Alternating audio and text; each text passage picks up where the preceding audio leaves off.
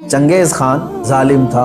उसने इंसानों की खोपड़ी से मीनार बनाने का भी हुक्म दे दिया। इतने कत्ल करते थे, जिस रास्ते से वो गुजरते पूरे गांव को जला के चले जाते, कोई निशानी नहीं रखते थे। मंगोलिया के रहने वाले ये चंगेज खान ने एक वक्त ऐसा आया कि तकरीबन कई 100 लोगों को, मुसलमान भी थे उसमें और दूसरे भी थे, कैद करके लाया और खड़ा कर दिया। कत्ले आम का हुक्म था।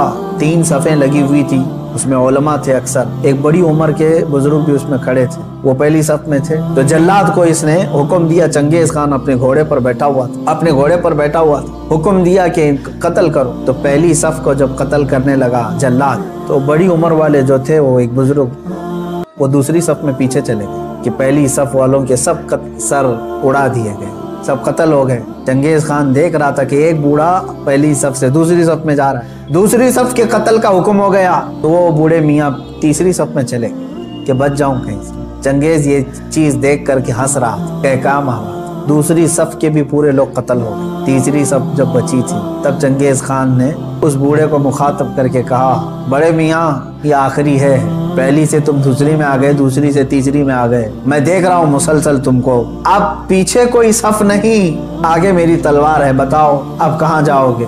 उस बुजुर्ग ने कहा, मेरे अल्लाह से मुझे अब भी उम्मीद है, वह अगर चाहे तो अब भी मुझे बचाएगा।